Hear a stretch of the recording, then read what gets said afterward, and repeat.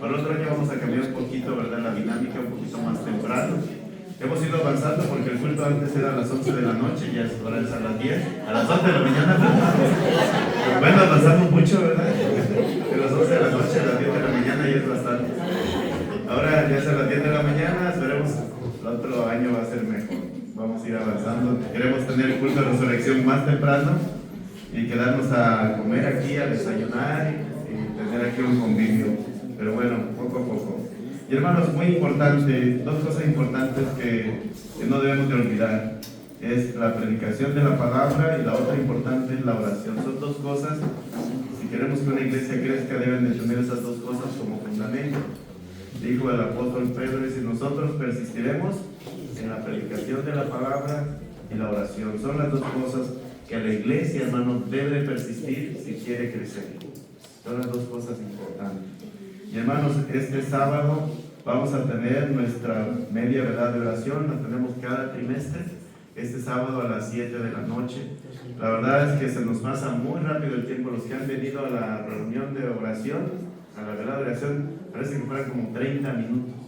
Es rapidísimo, hermanos, y es una gran bendición. Salimos bien ligeros, salimos, hermanos, confiados en el Señor, llenos de su presencia, hermanos.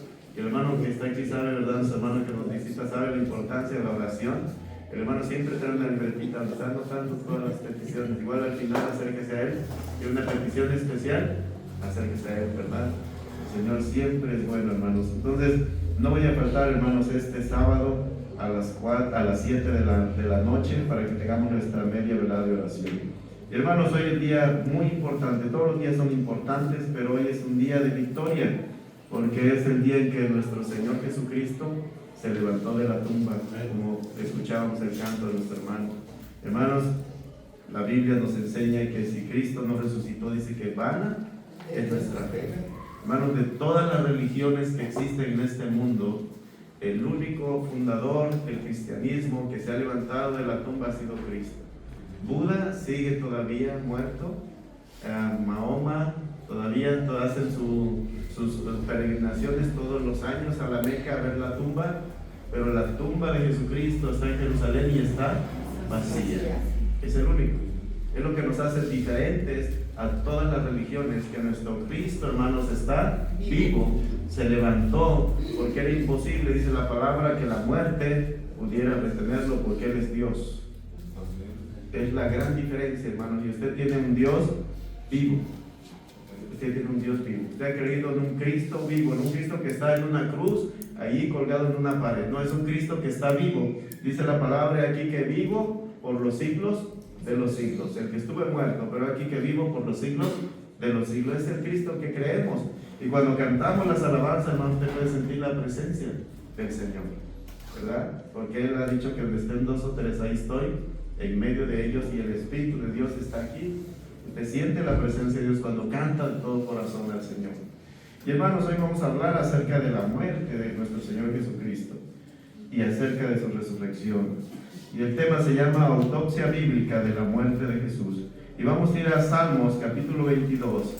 Salmos capítulo 22. ¿Saben? Los salmos son profecías acerca de Jesucristo. Muchos de ellos hablan acerca de la muerte de Jesucristo, hablan acerca de su reinado, pero el Salmo 22 es especial porque describe prácticamente todos los pasos de la muerte de nuestro Señor Jesucristo. Salmo capítulo 22, vamos a leer solo unos cuantos versículos. Cuando usted tenga más tiempo puede leer todo completo. Es una palabra profética acerca de lo que Cristo iba a padecer. Salmo 22, vamos a leer del 14 al 18, hermanos, todos juntos. Salmo 22 del 14 al 18.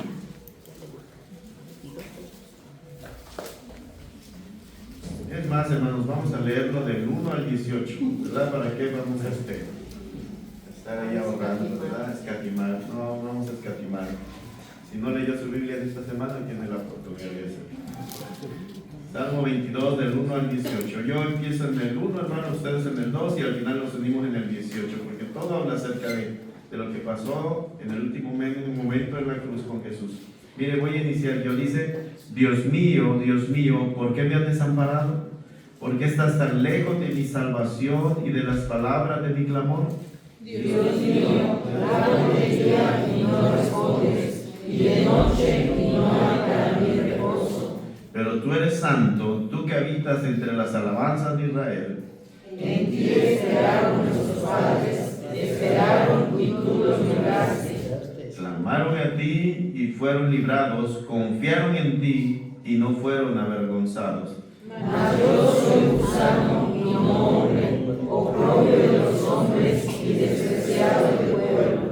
Todos los que me ven me escarnecen, estiran la boca, menean la cabeza diciendo: Se encomendó a Jehová, libre de él, salve, puesto defensa contra sí. Pero tú eres el que me sacó del vientre, el que me hizo estar confiado desde que estaba en los pechos de mi madre.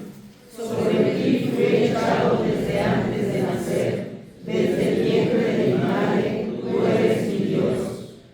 No te alejes de mí, porque la angustia está cerca, porque no hay quien ayude. Me han rodeado muchos toros, fuertes toros de Basán me han acercado.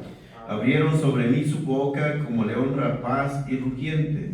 He sido derramado como aguas, y todos mis huesos se desconjugaron. Mi corazón fue como cera, derritiéndose en medio de mis entrañas. Como un tiesto se secó mi vigor, y mi lengua se pegó a mi paladar, y me has puesto en el polvo de la muerte.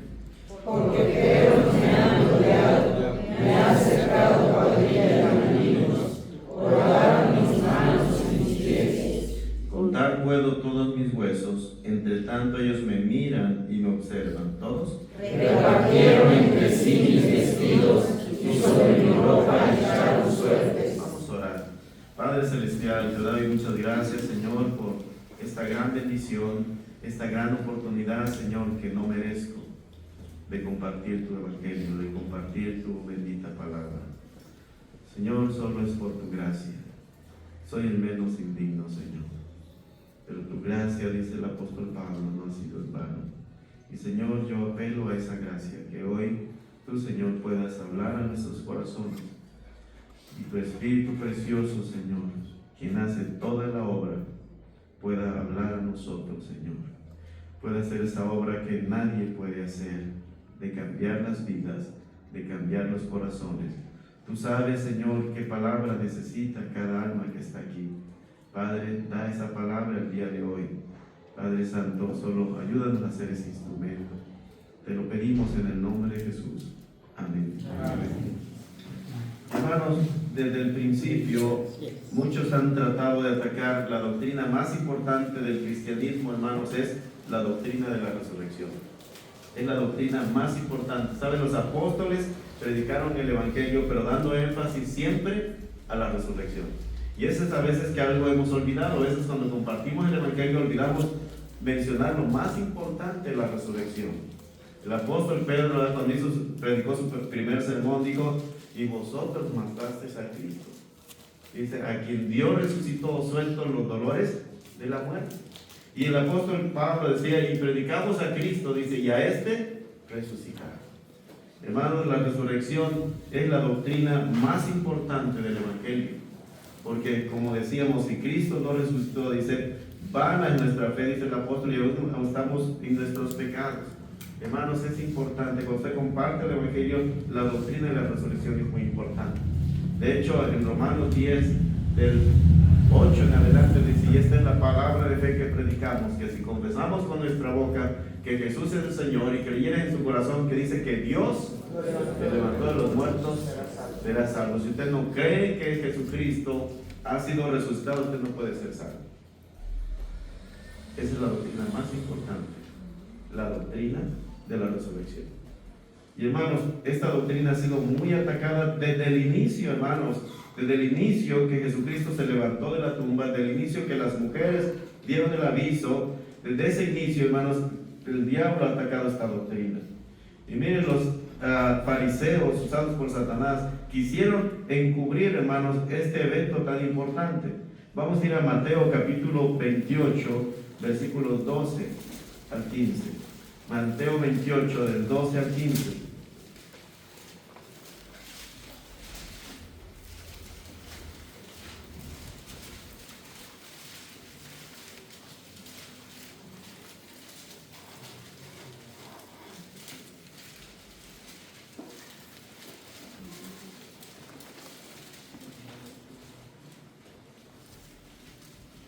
Mire, Mateo 28:12 dice, y reunidos con los ancianos y habido consejo, dieron mucho dinero a los soldados, diciendo, porque los soldados habían llegado y se encontraron espantados porque la piedra había sido movida, no estaba Jesús, y hermanos, ellos tenían ese encargo de cuidar, y ellos tenían que pagar con su vida. Si un preso o un encargo que les daba el gobierno romano no se cumplía, ellos tenían que pagar con su vida. Y dijeron los de estos fariseos diciendo, decid vosotros, sus discípulos vinieron de noche y lo hurtaron estando nosotros dormidos.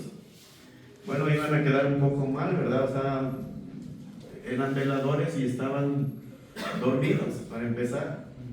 Y para empezar, los discípulos tenían más miedo que otra cosa. Todos habían huido. Entonces, algo ilógico. Y dice, y en el versículo 14, y si esto lo oyere el gobernador, nosotros le persuadiremos, ¿verdad? Ya saben cómo. Y os pondremos a salvo. Y ellos, tomando el dinero, hicieron como se les había instruido. Dice, este dicho se ha divulgado entre los judíos hasta el día de hoy. ¿Verdad? El diablo, hermanos, desde el principio quiso atacar esta doctrina tan importante que es la resurrección, haciendo creer, hermanos, que los discípulos se habían robado el cuerpo. Y por eso hoy vamos a hablar acerca de cómo fue la muerte de Jesucristo, para que veamos que era imposible, hermanos, que Jesucristo hubiera sobrevivido a la crucifixión. Imposible. Y hermanos, ¿por qué el diablo ataca esta doctrina tan importante, hermanos? Porque en esta doctrina, hermanos, está la derrota de Satanás y de la muerte misma. La Biblia dice en 1 Corintios 2:8, dice, lo que ninguno de los príncipes de este mundo conoció. Porque si lo hubieran sabido, se nunca hubieran crucificado al Cristo de la gloria. Si el diablo, si los gobernantes hubieran sabido que Cristo iba a resucitar, jamás lo hubieran crucificado. Pero ellos no sabían, ellos pensaban que iban a acabar con el Mesías, pero hermanos, realmente fue el inicio, hermanos, de la victoria del cristianismo. Y hermanos, ¿por qué es importante la resurrección, hermanos? Porque Jesús le quitó el monopolio de la muerte, hermanos, a Satanás. ¿Saben? La Biblia dice que la paga del pecado es la muerte. Y hermanos, el diablo, hermanos, tenía atada la humanidad a través del pecado y a través de la muerte. Miren lo que dice Hebreos capítulo 2, versículos 14 y 15. Hebreos 2, 14 y 15. Yo voy a leer otra versión y ustedes me ayudan a leer, hermanos, lo que dice en la versión Reina Valera. Hebreos 2, 14 y 15.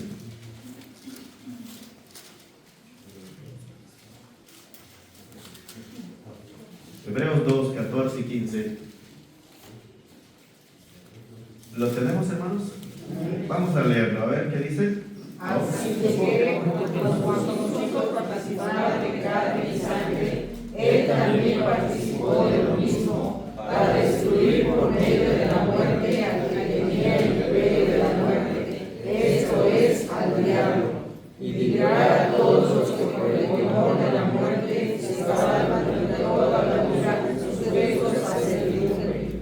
Así es, la muerte de Cristo, hermanos, no fue algo al azar. Fue algo que Dios había planeado, hermanos, haciendo que Cristo se hiciera hombre, se hiciera carne. Por eso dice, en la versión que les voy a leer, dice, los hijos de una familia son gente de carne y hueso.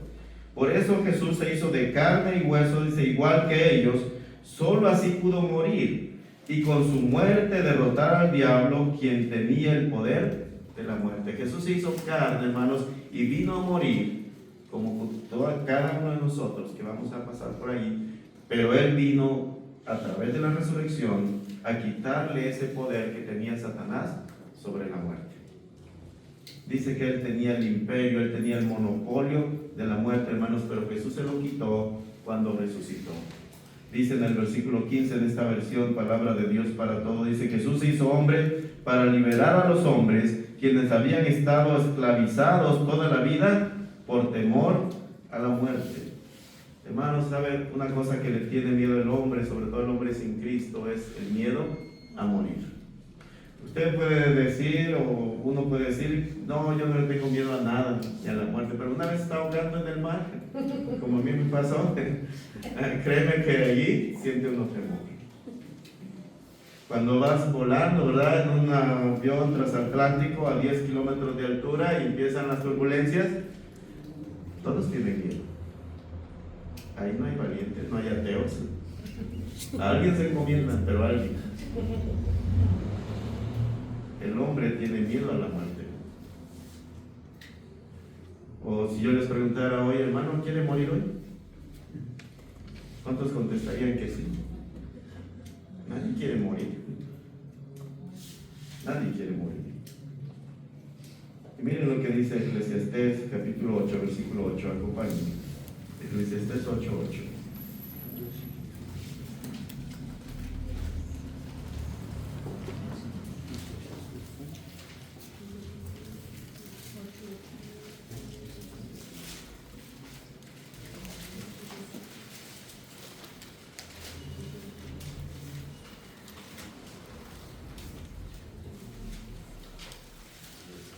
¿Qué dice la palabra? No hay hombre que tenga potestad sobre el espíritu para retener el espíritu, ni potestad sobre el día de la muerte, y no valen armas en tal guerra, ni la impiedad liberará al que la posee. Usted no puede decir, yo no voy a morir, yo voy a morir cuando yo quiera. Hay personas que se tratan de suicidar y no mueren, porque no era el tiempo. Porque no va a ser cuando tú quieras, sino va a ser cuando Dios quiera. Y hermanos, hay gente que dice al final, y no valen armas en tal guerra, ni la impiedad liberará al que la posee. Hermanos, ni los impíos, ni por más malo que sea la persona o por más inteligente que se crea, no puede vencer esta guerra, está perdida. La guerra contra la muerte. Hubo un hombre, hermanos, que me llamó la atención, que murió hace no mucho tiempo, Hugo Chávez, un hombre soberbio, ¿verdad? Soberbio totalmente. Él dice, yo maldigo desde mis entrañas a Israel, decía, ¿verdad? Y se oponía contra todos, se creía el ser más importante de este planeta. Pero ¿sabes? Sus últimas palabras antes de morir fueron, yo no quiero morir, por favor, no me dejen morir. Esas fueron sus últimas palabras, unas palabras desgarradoras, hermanos, unas palabras de estar aterrados. Mucha gente, hermanos, está aterrado en el momento de la muerte, porque de alguna manera, hermanos, saben en su interior a dónde van a ir, al lugar de la condenación eterna. Y él dijo, yo no quiero morir, no me dejen morir, por favor. Pero dice la palabra, no valen armas ante tal guerra. Nadie puede retener el espíritu. Hermanos, por eso, hermanos, es tan importante, hermanos, la resurrección de Cristo. Y hermanos, ¿cómo ataca el enemigo la resurrección de Cristo? Primero, negando la muerte de Cristo. Claro, si Cristo no murió, pues ¿cómo va a resucitar si no está muerto? Es más, hay una teoría, hermanos, que dice que Cristo no murió, sino que se desmayó, ¿verdad? Y después se levantó y después se fue a la India, a una ciudad de Cachemira. Y ahí vivió todo el resto de su vida. Eso es lo que dice. Y esa teoría, hermanos, que se llama la teoría del desmayo, ha sido una teoría que los ateos han usado mucho tiempo, hermanos. Pero es una teoría que no puede ser probada. Y hermanos, déjenme decirle que Jesús empezó a padecer, hermanos, a un momento previos antes de su muerte. Una noche antes, hermanos, Jesús empezó a experimentar la muerte en su propia vida. Dice en el doctor Lucas, en Lucas capítulo 22, 44. Lucas, usted sabe, hermanos, que fue un médico, un doctor. Y solo él pudo notar esto y pudo anotarlo. En ningún otro de los evangelios se encuentra esta situación que Cristo padeció a causa del estrés que iba a padecer. Solo Lucas lo menciona porque él era un médico. Dice la palabra, y estando en agonía oraba más intensamente, dice, y era su sudor como grandes gotas de sangre que caían hasta la tierra. Hermanos, se supone que esta enfermedad que se llama hematirosis es una enfermedad, hermanos, que padecen las personas que están bajo un gran estrés, sobre todo las personas que están esperando la inyección letal, que están a momentos de ser ejecutados. A través de ese estrés empiezan a sudar sangre con sudor, con agua. Hermanos, Jesús estaba padeciendo un gran estrés Él es Dios y Él sabía lo que en unos momentos, unas horas, iba a padecer. Si usted supiera, hermanos, de qué cosa va a morir mucho antes, y usted va contando los días, me quedan un mes, me quedan 15 días, me quedan 3 días, me quedan 2 días, me quedan unas horas, ¿cómo se sentiría usted? Si supiera que va a morir. Y sobre todo si va a morir de una muerte tan cruenta como la muerte de Cristo. Jesús, siendo hombre, hermanos, Él empezó a padecer la muerte desde antes. Y dice, Lucas, dice, y estando en agonía. O sea, había un dolor intenso en su corazón, hermanos, un gran estrés. Dice, oraba. ¿Qué hacía? Oraba más intensamente. Aquí podemos aprender algo también, hermanos. Que entre más fuerte sea la carga, usted debe de orar más. Usted debe de orar más. Entre más fuerte sea la carga que hay en su vida, en su corazón, usted debe orar más. Yo no sé qué problema traiga, puede ser que traiga muchas cargas por diferentes problemas. La Biblia nos enseña que nosotros debemos de orar más intensamente. Y a veces lo menos que hacemos, ¿verdad? Queremos distraernos en muchas cosas, salir, pasear, ver la tele, estar en el internet, tratar de desviar nuestra atención sobre eso que nos preocupa. Pero ¿sabe qué hacía Jesús? Él oraba con más intensidad. Y dice, y era su sudor como grandes gotas de sangre que caían hasta la tierra. La palabra gotas de sangre en el griego es la palabra trombos, que usted ya conoce, ¿verdad? Que es cuando la sangre empieza a salir y se empieza a coagular. Dice que eran grandes gotas de sangre coaguladas que salían del sudor del rostro de nuestro Señor Jesús a causa del estrés. Esos vasos capilares, hermanos, empezaron a dilatar por el intenso estrés y se empezaron a mezclar con su sudor. Hermanos, yo quiero que usted hoy valore lo que a Cristo le costó su salvación. Y después, hermanos, llegó el momento terrible, la tortura de su crucifixión. Usted sabe que los soldados romanos, hermanos, eran personas crueles, eran personas sádicas, ¿verdad? Dice que a los condenados los azotaban 39 veces, eran 40 azotes menos uno. Y dice que dependía del humor de los soldados, podían ser más. Si andaban de malas, pues se les pasaban ahí unos cuantos más.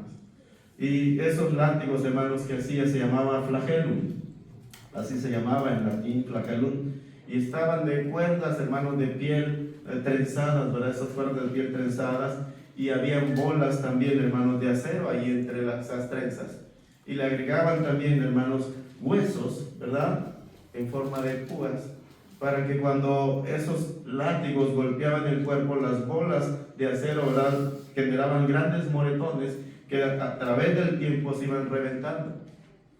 Y lo que hacía también, los pedazos de hueso se clavaban en la piel y arrancaban pedazos de piel y quedaban expuestos, ¿verdad?, todos los órganos de las personas. La mayoría, hermanos, de las personas, de los condenados, no sobrevivían al castigo. Ya no ni siquiera llegaban a la cruz. Por eso es imposible que digan que Jesucristo no murió. Miren lo que dice en Isaías, una profecía acerca de los sufrimientos que iba a padecer Jesús. Isaías capítulo 53, versículos 4 y 5. El profeta nos describe vívidamente lo que Jesús iba a padecer, hermanos, en esa cruz. Isaías 53.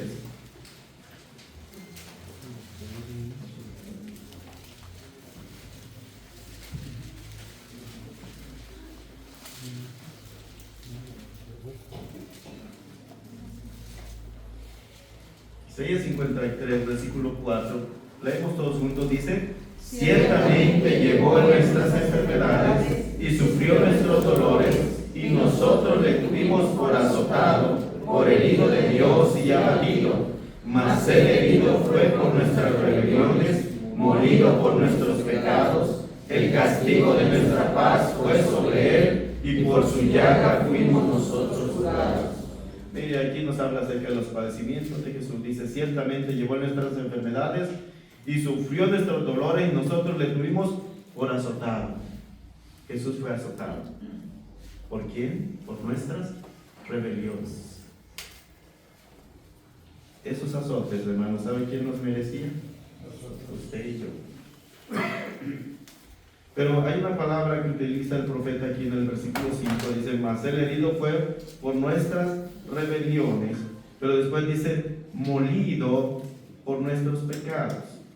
La palabra molido a mí me llama mucho la atención, y es la palabra hebrea daka, que significa desmenuzar algo. Usted cuando hace tinga o esos que llevan carne, ¿usted qué hace? Desmenuza, ¿verdad? La carne, la hace tiras. ¿Sabe? La carne de Jesús quedó hecha tiras a causa del castigo. Un historiador menciona en el siglo III, llamado Eusebio, dice, describió una flagelación de la siguiente manera: las venas de la víctima, dice, quedaban al descubierto, y los mismos músculos, tendones y las entrañas quedaban abiertas y expuestos. Y después dice, sabemos que muchas personas morían a causa de este tipo de castigo, incluso antes de que pudieran ser crucificados. Por lo menos la víctima podía experimentar un dolor tremendo y entrar en conmoción hipovolémica. Había tanta pérdida de sangre, hermanos, que entraba en esa conmoción hipovolémica, que es cuando una persona pierde excesivamente sangre. ¿Y qué es lo que sucede cuando pierde sangre, hermanos? Dice que el corazón trata de bombear más rápidamente la sangre para poder compensar, pero no tiene de dónde tomar sangre. Y entonces el corazón se empieza a acelerar mucho más de lo normal. Y también otras cosas que suceden, hermanos, en ese momento, es que se baja la presión sanguínea, causa mareo y debilidad y desmayo. Ahí en el Salmo que leíamos, hermanos, también ahí nos habla acerca de eso, hermanos. Dice el Señor Jesús en el versículo, el salmista, dice en el versículo 17, dice, contar puedo, dice, todos mis huesos. Los huesos, todo quedó expuesto de nuestro Señor Jesús. Dice, entre tanto ellos me miran y me observan. Entre tanto ellos me miran y me observan.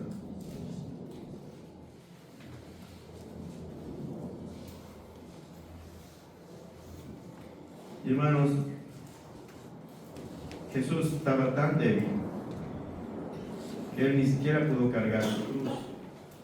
En Lucas 23, 26 nos dice que hubo un hombre que pasó, llamado Simón de Sirene, y le pidieron, bueno, no lo pidieron, le obligaron a que cargara la cruz, porque Jesús estaba tan débil por la sangre que había perdido que era imposible que él pudiera cargar ese madero.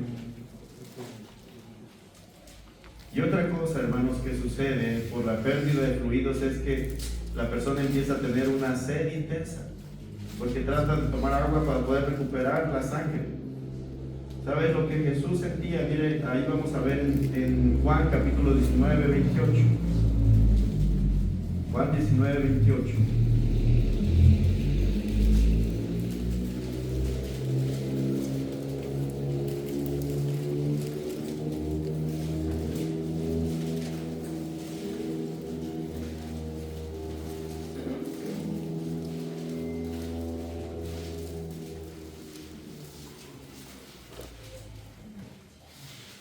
Mire, dice, después de esto, sabiendo Jesús que ya todo estaba consumado, dijo, para que la escritura se cumpliese, tengo sed.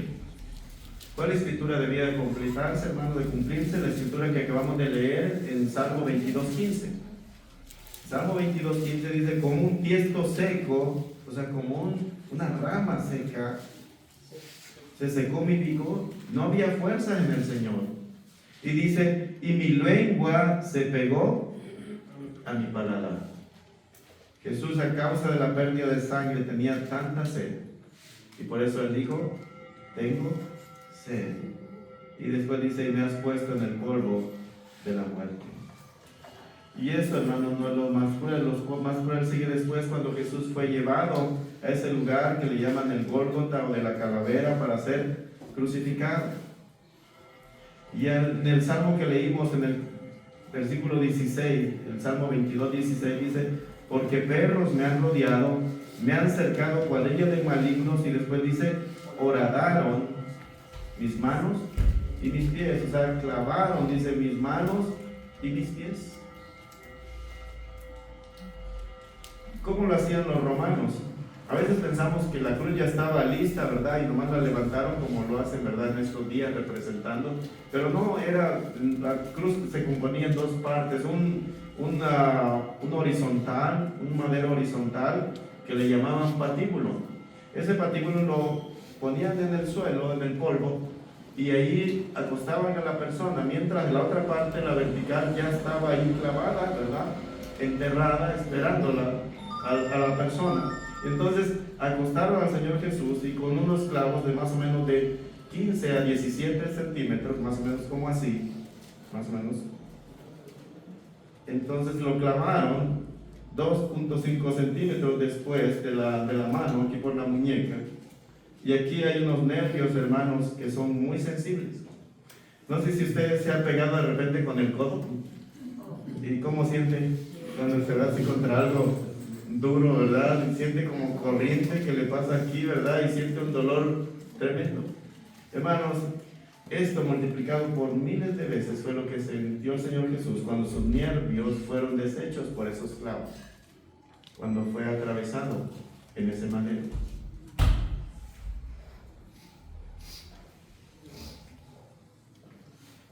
Y hermanos, dice que traspasaron sus pies y sus manos. Y el Señor Jesús, hermanos, pudo decir, allí en el Salmo, en el versículo 14, dice, he sido derramado como aguas. Y después dice, y todos mis huesos se descoyuntaron. ¿Sabe por qué dice esto? Porque después de que eran clavados de las manos, después llevaban a la persona y lo colgaban en la otra parte, en la parte vertical. Entonces, todo su peso de sus extremidades, ¿dónde caía? En sus manos. Dice que las manos de Jesús crecieron como 15 centímetros más, porque todo esto se descoyuntó, porque él quedó colgado literalmente, porque todavía no lo habían clavado de los pies. Primero lo llevaron y lo presentaron en la otra parte de la cruz. Y por eso dice ahí la palabra, ahí lo estamos leyendo, hermanos, en el Salmo 22. Salmo 22, ahí dice, en el versículo 14 dice, he sido derramado como aguas. Y después, ¿qué dice? Y todos mis huesos se descoyuntaron. Se salieron de sus posiciones, de sus hombros, todos los huesos del Señor Jesús. Usted no sé si ha pasado ese dolor de dislocarse algo, ¿verdad? Bueno, yo nunca lo he sentido, pero dicen que es un dolor terrible. Después de eso tomaron los pies de nuestro Señor Jesús y lo clavaron ahora sí en la parte vertical del madero. Por eso dice ahí en el Salmo donde leímos, dice que horadaron mis manos y mis pies. Y Jesús volvió a sentir el mismo dolor terrible que había sentido con sus manos, atravesando esos clavos gigantes, hermanos, sus pies. Y hermanos, la causa de la muerte normalmente de las personas crucificadas era por asfixia y después un paro cardíaco, porque ellos estaban colgados y la única manera, y su caja torácica estaba aplastada, y la única manera que ellos pudieran respirar era empujándose con sus pies hacia arriba. Pero recordemos que Jesús está clavado en los pies. O sea, cuando Él trata de empujarse hacia arriba, su dolor aumenta.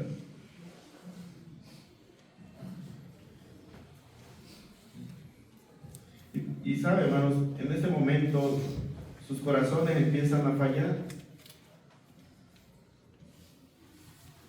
con una lucha terrible por tratar de respirar, por tratar de vivir. Y cada impulso por tratar de respirar y subirse con sus pies es una lucha terrible contra la muerte. Entonces, la causa de la muerte de nuestro Señor Jesús, hermanos, fue que su corazón dejó de funcionar. En el versículo 14, ahí te leímos, dice, he sido derramado como aguas y todos mis huesos se descoyuntaron. Y después dice, mi corazón fue como cera derritiéndose en medio de mis entrañas. Bueno, el corazón de Jesús quedó como una gelatina. Hay una capa que cubre el corazón que se llama pericardio, ¿verdad? Es una bolsa. Esa bolsa se llenó de agua. ¿Se acuerdan cuando ese soldado atravesó su costado? ¿Qué salió? Agua con sangre. Vamos a leerlo en Juan capítulo 19, versículo 34.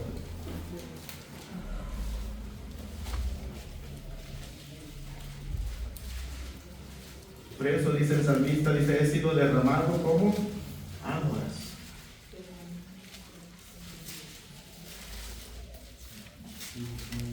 Salmo 19, 34.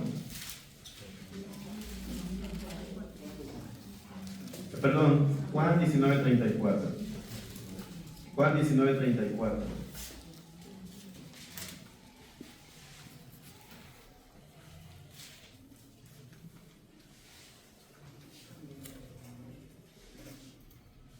Leemos todos juntos, dice, pero uno de los soldados le abrió el costado con una lanza y al instante salió sangre y agua. Hermanos, en ese momento Jesús ya estaba muerto. Su corazón había colapsado, estaba lleno de agua y de sangre. No hay duda acerca de la muerte de Jesús. Los soldados romanos eran expertos en la muerte. Ellos sabían exactamente cuando una persona había muerto. ¿Sabe? Y para asegurarse de que los crucificados estaban muertos, ellos le quebraban las piernas para que ya no pudieran impulsarse y poder respirar.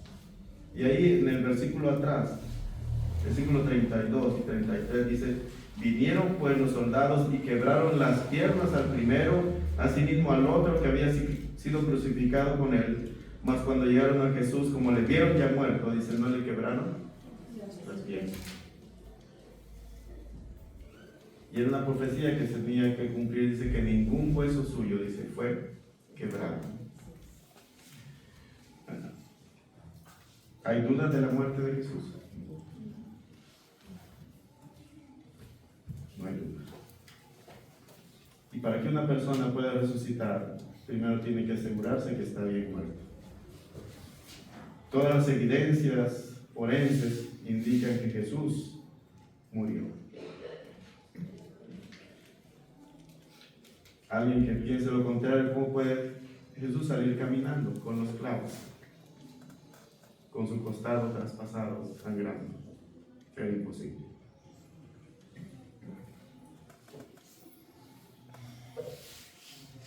Y hermanos, si la vida de Jesús hubiera acabado allí, hubiera sido como cualquier mártir que da su vida por una causa.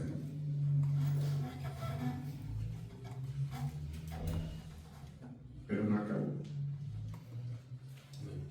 Él resucitó. Y dice en Juan 10, ayúdeme a ir a Juan 10, versículos 17 y 18.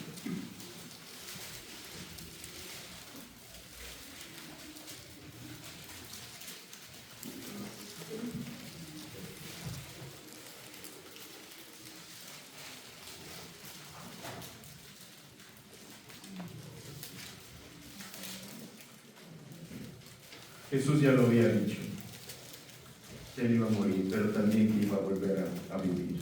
Amén. Juan 10, 17 dice, por eso me ama el Padre, porque yo pongo mi vida. ¿Sabe? Nadie le quitó la vida a Jesús. Él la puso de su propia voluntad. Aún a pesar de saber lo que iba a padecer, lo que iba a sufrir. Dice en Hebreos 12, dice, por el gozo puesto delante de él, dice, sufrió la cruz, menospreciando el oprobio y se sentó a la diestra de Dios. Y en el 18 dice, nadie me la quita, sino que yo de mí mismo, dice, la pongo. Tengo poder para ponerla y tengo poder para volverla a tomar. Este mandamiento recibí de mi Padre. Hermano, Jesús es Dios. Él es el autor de la vida. Nadie le puede quitar la vida al que dijo que él mismo dijo, yo soy el camino, la verdad y la vida. Dice en Hechos capítulo 2, 24.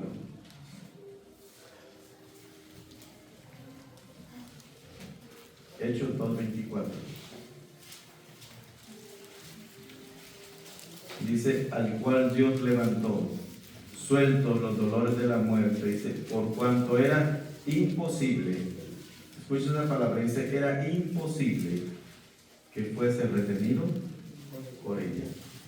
Hermanos, la muerte no pudo con Jesús.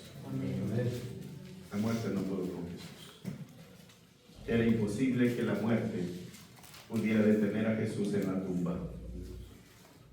Dice en Efesios 4:8, por lo cual dice, subiendo a lo alto, llevó cautiva la cautividad y dio dones a los hombres. Y eso de que subió, que es sino que también había descendido primero a las partes más bajas de la tierra.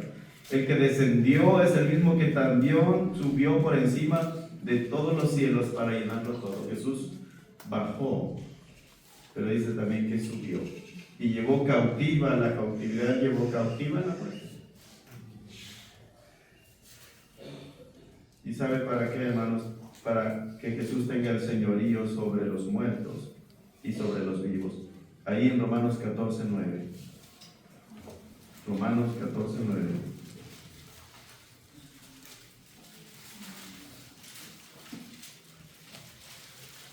Cuando lo tenga lo vamos a leer todos juntos.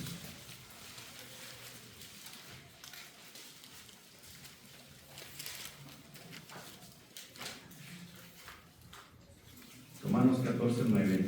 Leemos todos juntos. Dice, porque Cristo también murió y resucitó y volvió a vivir para ser Señor así de los muertos como de los que viven. ¿Para qué Cristo murió y resucitó? Para ser Señor. Para ser Señor.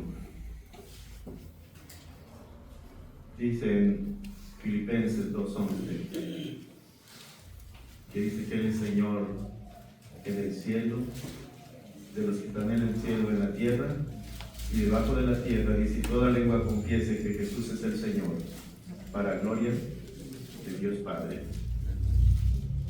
Hermano, yo le pregunto, ¿es Jesús su Señor? Él es Señor de los muertos como de los que viven. Y sabe la importancia de que Jesús haya resucitado, es que Él nos ha dado la victoria también sobre la muerte. Allí en 1 Corintios 15:54. 1 Corintios 15:54.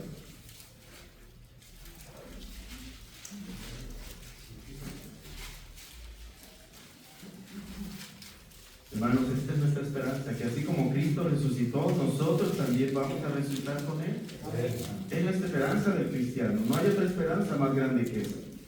Mire, dice la palabra, y cuando esto corruptible, hablando de la carne, se haya vestido de incorrupción, y esto mortal se haya vestido de inmortalidad, entonces se cumplirá la palabra que está escrita, dice, sorbita en la muerte en victoria. Y el apóstol Pablo reta a la muerte y le dice, ¿dónde está, oh muerte, tu aguijón?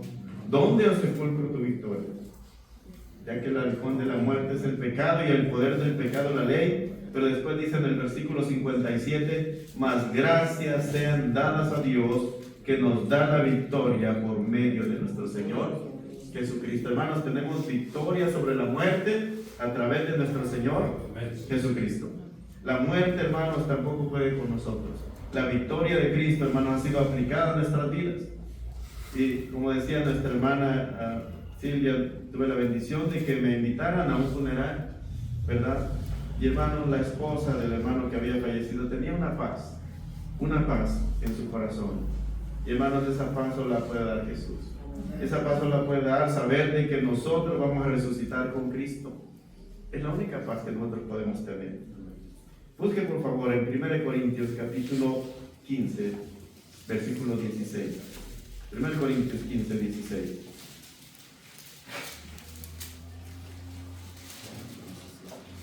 Primero Corintios capítulo 15, 16. Hermanos, la resurrección es la piedra angular, hermanos, de la fe de los creyentes. Dice, porque si los muertos no resucitan, dice, tampoco Cristo resucitó. Y si Cristo no resucitó, dice, vuestra fe es vana, aún estáis en vuestros pecados. Pero en el versículo 20, vamos a leer todos juntos, el versículo 20, 1 Corintios 15, 20, dice, mas ahora Cristo ha resucitado de los muertos, primicia de los que durmieron en Cristo. Dice, mas ahora Cristo ha resucitado de los muertos, dice que es la primicia, quiere decir que es el primero. Y después seguiremos, ¿quiénes? Nosotros los que creemos en Él. Él es el primero, es la primicia. Y hermanos, le preguntaron a un hombre que investigó todo esto acerca de la muerte de Jesús, un famoso forense. Y un hombre le preguntó, un periodista le preguntó y le dijo, ¿por qué? ¿Por qué Jesús lo hizo? ¿Por qué Jesús se sometió a tanto padecimiento? Y este hombre solo pudo contestar una cosa: por amor. Por amor. Yo, cuando era pequeño en estos tiempos, hay muchas tradiciones, ¿verdad? Una es que mi mamá me regañaba cuando andaba corriendo, decía, no corras, si se pareces judíos. Así me decía, no sé por qué, pero bueno. Y hay muchas tradiciones de tirarse agua y todo ese tipo de cosas. Pero a veces olvidamos lo importante. ¿Por qué Cristo padeció tanto? La Biblia dice que fue por amor a nosotros. En 1 de Juan, capítulo 3, versículo 16. 1 de Juan, capítulo 3, versículo 16.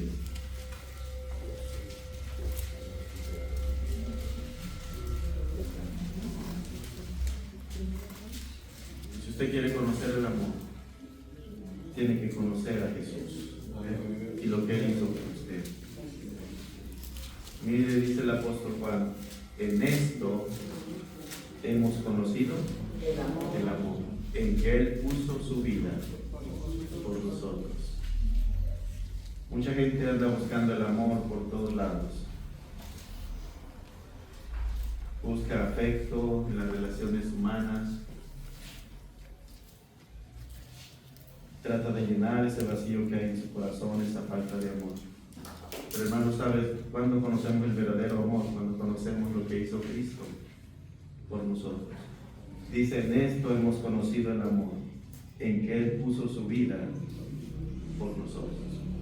Y en Romanos 5:8 dice, mas Dios muestra su amor para con nosotros en que siendo pecadores, Cristo murió por nosotros.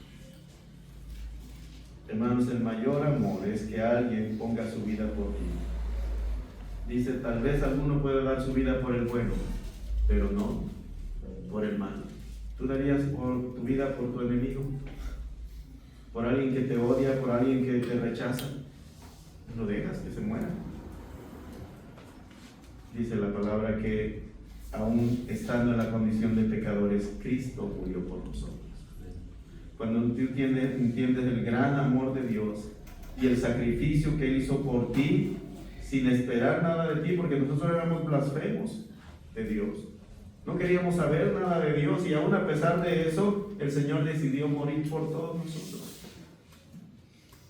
Ese es el amor de Dios, amar a alguien a pesar de que no lo merece. Nosotros amamos a los que nos aman, pero Jesús nos amó, hermanos, a pesar de que nosotros no lo merecíamos. Dice que nos amó hasta la muerte, dice, y muerte de cruz. Y hermanos, ¿cómo correspondemos nosotros a ese amor? Usted dice, es que yo vengo a la iglesia, ¿verdad? Hermanos, a veces pensamos que venir a la iglesia es un sacrificio. Si usted piensa así, está mal. David decía, yo me gocé con los que me decían a la casa. El venir a la iglesia no es un sacrificio que usted cae cada domingo, es un gozo, es una alegría venir ante su Señor, aquel que dio su vida por usted. Eso no es ningún sacrificio, hermanos. Es un gozo, es una alegría. Hermanos, ¿cuánto hemos dado nosotros para el Señor? Hay un canto que dice, ¿verdad? Mi vida di por ti. ¿Qué has dado? Tú por mí. Y esa es la pregunta, hermanos, que el Señor nos hace hoy. ¿Qué has dado tú por mí? Yo di todo, dejé todo. Dice la palabra que se despojó de sus ropas de reales, de Dios, de rey, y se vistió ropas humildes de siervo. Y estando en la condición de siervo, se humilló a sí mismo, dice, haciéndose obediente hasta la muerte y muerte de cruz. Jesús lo dejó todo por nosotros. ¿Qué ha dejado usted por el Señor? A veces no queremos dejar esos pecados que el Señor nos ha dicho que no están bien delante de Él, pero ni siquiera eso, que es un pequeño sacrificio comparado con lo que Él hizo, podemos hacer. ¿Qué va a dejar usted hoy por el Señor? Jesús lo dejó todo en la cruz. ¿Qué va a dar usted por el Señor? Él dio su vida. Dice, nadie me la quita, yo la pongo. Él puso su vida por usted. ¿Qué está poniendo usted por el Señor? A veces nos duele inclusive dar una ofrenda. Cuando dice la palabra que del Señor es todo, ¿verdad? De Él viene, dice, de lo recibido de sus manos que nosotros damos. Hermanos, ¿qué sacrificio podemos hacer por el Señor? No hay ningún sacrificio que usted pueda hacer que equivalga a lo que Él hizo por nosotros. Lo menos, hermanos, que podemos hacer es vivir vidas agradables a Él. Serle agradables a Él, yo creo que es lo mínimo que nosotros, hermanos, pudiéramos hacer como algo, ni siquiera para compensar, sino algo mínimo que pudiéramos hacer delante de Él. Vivir vidas santas, vivir vidas correspondientes a ese gran sacrificio, vivir vidas congruentes, agradables a lo que Él hizo por nosotros. Pero muchas veces la vida cristiana nosotros lo vemos como un sacrificio. Hermanos, sacrificio es lo que hizo Jesús. Nosotros no sacrificamos nada.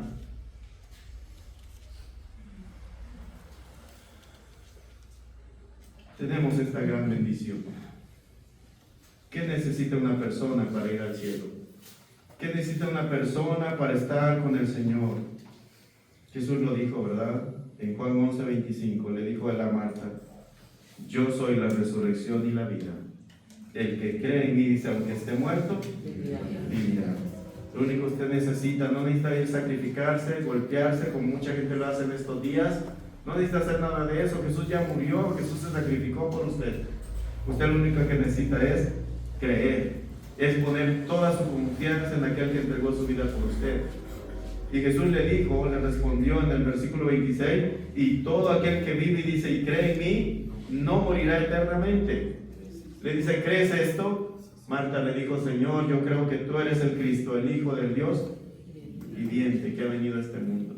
¿Cree usted que Jesús es el Hijo de Dios, que vino a este mundo a sacrificarse por usted, a pagar por sus pecados? Si usted cree esto de todo corazón, usted puede vivir eternamente, usted puede ser salvo o salva por la fe en Jesús. Es lo único que necesita. Ya no hay más sacrificio más grande que el que Jesús hizo por usted. Solo necesita recibir ese sacrificio, esa sangre que Jesús derramó en la cruz, dice la Biblia, que nos limpia de todo pecado. Usted necesita ser limpio por la sangre de Cristo. Fue ese cordero que vino a ser sacrificado por usted y por mí. La sangre de Jesús es la que necesita usted en su vida para tener paz, para tener perdón de sus pecados. Y hoy puede usted llegar a Él y decirle, Señor, yo creo que tú estás vivo. Y yo quiero que tú habites en mi corazón. Yo quiero tener comunión contigo. Yo quiero hablar contigo. Yo quiero experimentar tu paz, tu presencia. Solo es una invitación que usted tiene que hacerle al Señor. Y usted puede ser salvo el día de hoy por la fe en ese sacrificio que Jesús hizo por usted y por mí. Vamos a orar. Cierre sus ojos ahí donde están. Y piense ahora en todo lo que Jesús hizo. Piense hoy en ese sacrificio que Jesús hizo por usted. Piense hoy cómo el cuerpo de Jesús fue desgarrado cruelmente. Fue molido, dice la palabra. Mas Él fue herido por nuestros pecados, molido, dice la palabra del Señor. El castigo que nosotros merecíamos, dice, fue sobre Él. Y por su llaga, por esa herida que fue traspasada, por esa lanza, dice, fuimos nosotros curados. Esa sangre que fue derramada en esa cruz nos trae hoy salvación y perdón. Pero depende de usted si quiere recibirlo o no. El Señor ya lo hizo todo. Se sacrificó por usted y por mí. Ahora usted solo lo que necesita es aceptar ese sacrificio que Jesús hizo por usted y decirle: Señor, muchas gracias por lo que hiciste. No lo merezco, Señor, soy un pecador, soy una pecadora, pero por amor, Señor, a mí tú lo hiciste. No lo merecía, pero tu amor ha sido grande, Señor, que preferiste morir en mi lugar. Tú tomaste mi lugar en la cruz. Yo merecía ser castigado, ser castigada por mis pecados, pero tú, Señor, en tu amor fuiste ese sustituto. Tú, Señor, llevaste mis pecados en la cruz. Yo quiero hacer una invitación. Si hay alguien que no ha recibido a Jesús en su corazón, no ha recibido ese sacrificio perfecto que hizo Jesús, y hoy dice: Señor, yo creo en ti. Creo que tú viniste a este mundo a morir por mis pecados, pero aún más creo que tú te levantaste de los muertos porque eres Dios y que puedes ayudarme.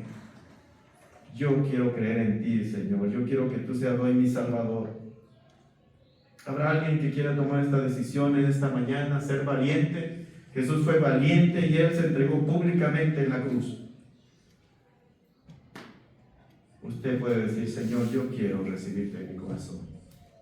¿Habrá alguien? Levante su mano y solo quiero orar por usted. El Señor conoce su corazón y el deseo que hay en su corazón de recibirle hoy.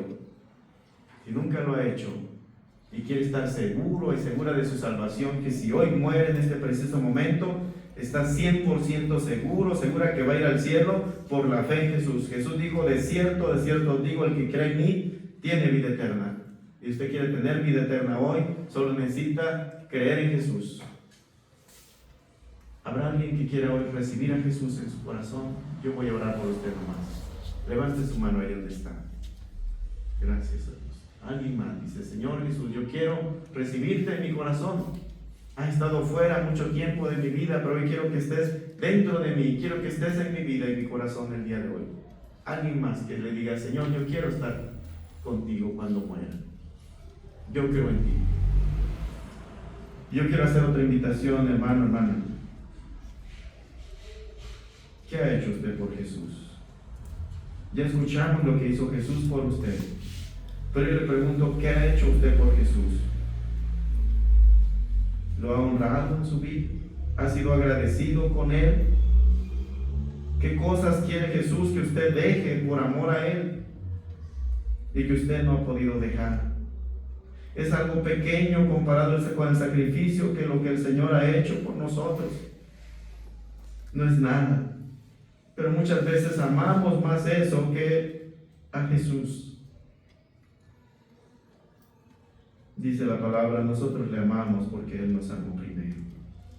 ¿Sabe? El amor por Jesús es lo que nos motiva a hacer todas las cosas. El amor por el Señor nos motiva a dejar el pecado. Nos motiva a no quererle ofender. Nos motiva a vivir en santidad. Yo le pregunto hoy: ¿cuánto ama a Jesús hoy? ¿Cuánto ama a Jesús? ¿Qué tanto está dispuesto a dejar por amor a Él? ¿Qué tanto está dispuesto a entregar su vida por amor a Él, a Jesús? ¿Habrá alguien en esta mañana que quiere hacer un compromiso con el Señor? Decirle: Señor, no puedo pagarte con lo que has hecho por mí, pero al menos quiero serte agradable, Señor. Ayúdame, Señor, a dejar esto que sé que no te agrada. Ayúdame, Señor, sé que no es un sacrificio, nada comparado con lo que tú hiciste, pero quiero agradarte, Señor. Ya no quiero seguirte ofendiendo con mi vida. Ayúdame a cambiar, Señor. ¿Habrá alguien que quiera hacer esta oración? Yo me voy a unir con usted orando. ¿Habrá alguien que le dice: Señor, no puedo pagarte el sacrificio, pero al menos quiero serte agradable? Gracias, hermano. ¿Alguien más? Gracias, hermano. Alguien más que le dice: Señor, yo quiero dejar esto. Gracias, hermano. Yo quiero darte este pequeño sacrificio que no es nada. Gracias, hermano. Gracias, hermano. Porque te amo, Señor, y no quiero seguirte fallando. Padre Celestial, tú has visto los corazones, Señor. Nada, Señor, podemos hacer comparado con lo que tú has hecho por nosotros. Pero al menos, Señor, queremos agradarte, Señor.